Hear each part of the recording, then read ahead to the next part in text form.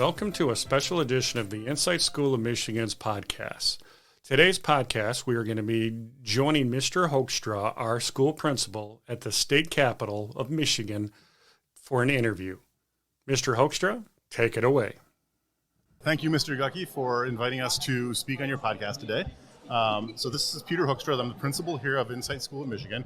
And today we have Mr. Quisenberry from MAPSA, who is an advocate organization for charter schools generally, and today online charter schools specifically. So, Mr. Quisenberry, thank you for joining us, and tell us a little bit about yourself before we kind of dive into the meat of the conversation. Yeah, well, hey, thanks for the opportunity to talk to your audience. MAPSA is the statewide charter school association, but we represent everybody that's involved in it, and including parents and the community people who just think this is a good part of public education. So it's our job to be here. We're excited about highlighting online learning. People have no idea what that really means because 3 years ago, too many people experienced something that really wasn't online learning. It was remote learning. It looked very different. It was not effective. So helping build awareness about real good education that's online is important. So how do you envision the thing that we do as an online school, 100% online, teachers live on camera, really engaging with students? How do you see that fitting into the big puzzle that is public education in general? Yeah, great question. And something I've learned, I'm not an educator, but I've been around long enough to know it's almost too obvious, Peter, because it's all about kids are so individual. They learn differently. I had two daughters, they're very different. If you got more than one kid, they're very different. They need different educational experiences. I had a chance to talk to a young lady who's in a different online school. She's got two brothers that are very social, want to be involved in different things, love the traditional local school. She suffered there and has excelled online. She loves it, and she's excelling at her own pace and working at things. So it's an important part of it because kids are different, and we need to offer them a variety of experiences that meet their needs, not the system's needs. It's not about adults. Yeah. So obviously, as an online school, students can bring their full selves to us in a way that's probably easier in our environment than it would be in a traditional school where there's all of the other social stuff that happens. As the politics happen, how do you see an online school being able to support the students who identify as LGBTQ+ in public education that we can do in a way that would be really challenging in a traditional setting?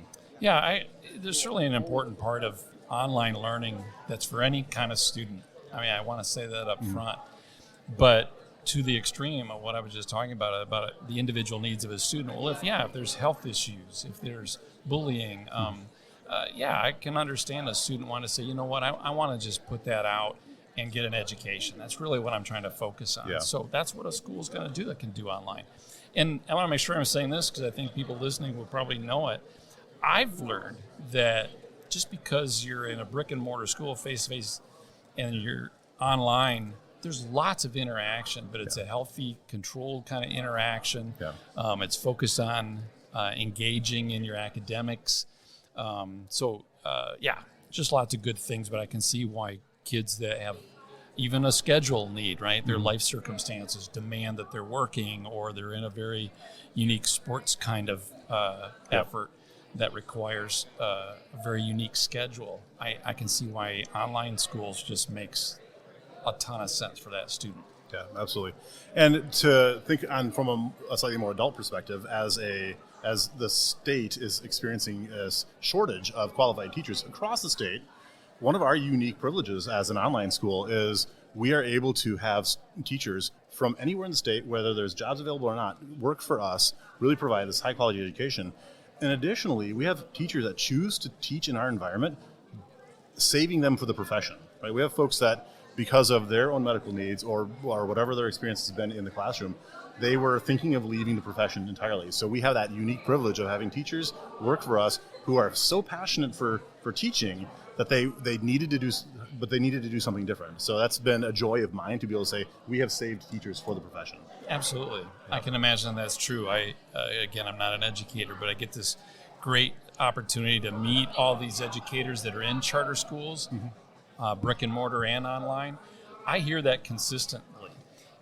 Brick and mortar schools, Mr. Quisenberry, I'm so excited because I'm really more engaged than I ever was in my district school or whatever. And online teachers going, Dan, I didn't understand, but I feel so aware. I know that student, I know their family, I know what's going on. It's a whole good new experience for me. Yeah. So offering variety of educational experiences like charter schools and online charter schools is as much about giving educators that unique experience as it is about giving students a unique education. So as we know, a traditional school, the traditional brick and mortar school, definitely follows a model of education that was designed a long time ago, right? It was designed for a different kind of economy, a different kind of future economy. How do you see the structures that we have as an online program meeting the economic needs of the state of Michigan or the nation as a whole? Yeah, a lot of good things there. I don't know that we really know what education in the future will look like. I think we've lost a little bit of our innovative kind of creative thinking about it, except for online educators like yourselves. So I can see a future where parents are allocated their dollars directly, more directly than even the foundation grant, and they're buying the education experience. We do it in higher ed. Yeah. What's different about K-12? Nothing, frankly, except our own mindset. So, students are individuals. We're seeing people, companies even choosing really kind of what we would call small towns and rural communities. Well, are we supposed to build the old infrastructure for all of that? That doesn't make sense to any of us, right? Yeah. So let's make sure there's good internet everywhere. And then, give parents and families the ability to choose that education. Yep. Some of it's going to be, if not all of it's going to be online. Yeah. I mean, the world is drastically changing. The parents are working from home now, so why can't the kids? That's right. So it's really exciting to be part of that future. And I would assume, again, a student I was interviewing one time that has an online school from a particular part of the state, but he'd had a chance to interact with students all over Michigan. Mm-hmm. And I would assume the ability to even engage in educational experiences, frankly, around the world are opened up because you're online and you can do that. Yeah. So, not the be-all, end-all, and the only thing you want to do, but is it part of the future? Absolutely. Yeah. I think it'll break us out of the box. Yeah, it's fascinating because I can kind of give you an illustration of that. We have teachers who are working in the Upper Peninsula from their farm with a classroom full of students online. He knows his cow is calving.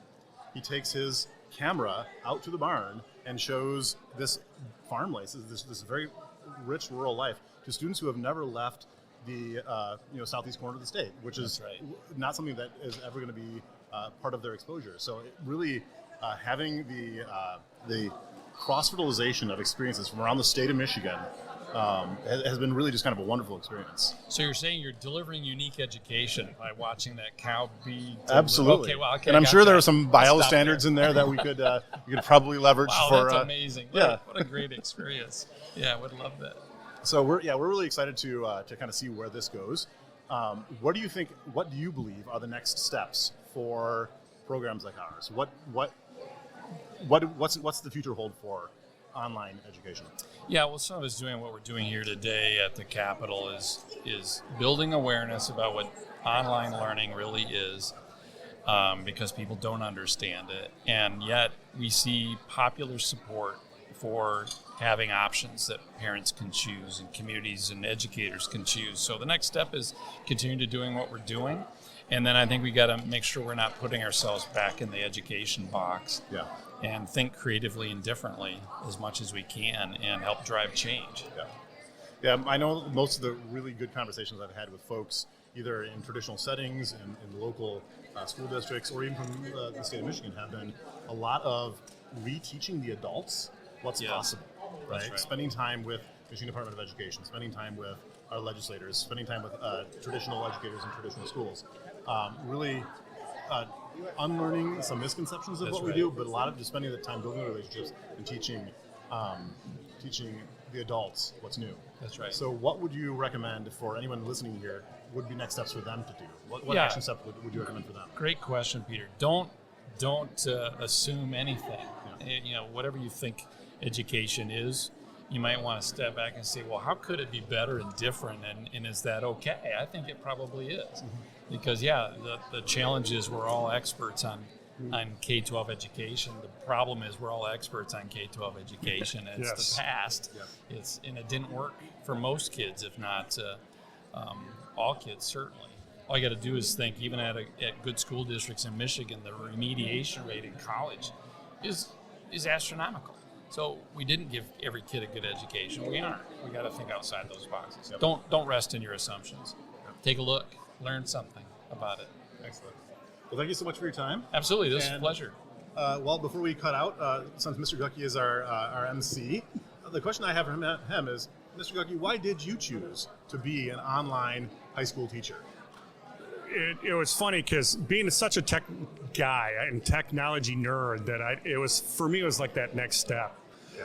I was into brick and mortar for a long time, and there is a lot of headaches in brick and mortar. I think all teachers can tell you that. There's a lot of issues for people who the day-to-day grind doesn't feel rewarding, and sometimes in that brick and mortar.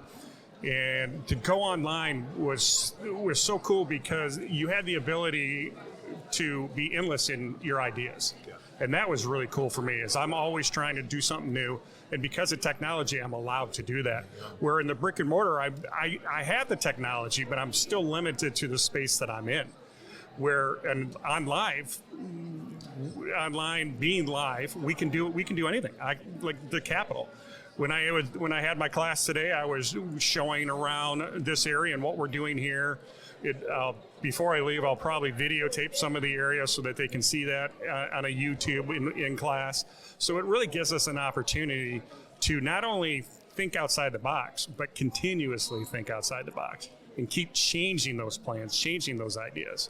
So I think that's one of the main reasons that I went on there. And the other reason, being a dyslexic and growing up with a learning disability, this really is an amazing. Like, if I had this, I always think about that. If I had this when I was in high school, and what we've done with that, and the ability to help the students like me, it's just amazing what we're doing now. Yeah. And a lot of that anxiety I wouldn't have had because I wouldn't have had to deal with the brick and mortar world. And the kids always teasing me because I answered wrong and all that type of stuff. So it really is a great place and a great opportunity for those students who need it. That's right. Excellent. Thank you so much. You're welcome. Mr. Quisenberry, thank you so much. Yes, Absolutely. thank you. Pleasure being here today.